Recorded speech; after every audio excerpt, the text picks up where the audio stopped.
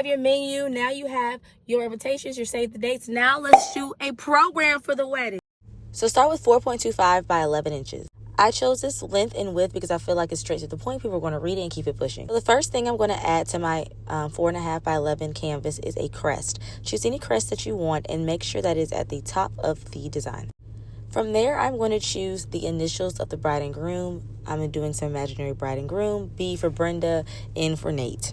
The font I ended up using is called Brittany, and I did the B and N in the font Brittany. Again, those are the initials of the imaginary bride and groom. Then underneath your crest, you're going to put wedding. I chose the font Juliet because I liked how wide and tall it was. Go ahead and adjust the word wedding to your liking. I wanted wedding to be fully underneath the crest. That's why I made it larger. And then for the subheading, I'm going to put ceremony. I want to drag the spaces out, letter spacing all the way to the max, and I'm going to place it right underneath the ceremony. The font that I'm going to choose for ceremony is going to be called Source Serif Pro. I probably butchered that, but you know what I mean. And then I want to add Brittany and Nate. I'm going to use the same font that I used for wedding for Brittany and Nate. Brenda and Nate. I'm going to scale down Brenda and put her right under the W. And then I'm going to get an and sign, and I'm going to use the font. I use the font above the beyond script. Then I want to scale that a little bit bigger so that I can make sure that the and sign is seen. Go ahead and tilt the and sign and then add your groom's name.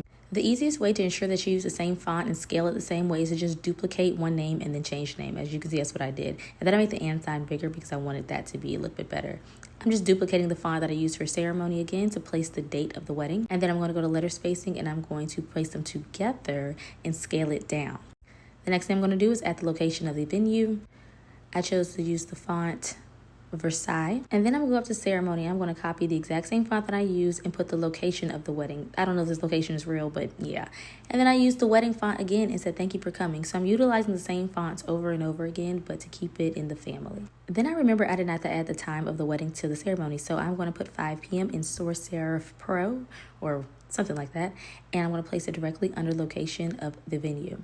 If you're like, girl, I'm not making that template, where can I buy it? On my website. Here's the website right here. And if you make this, please tag me and follow for more tutorials for your big wedding day, girl.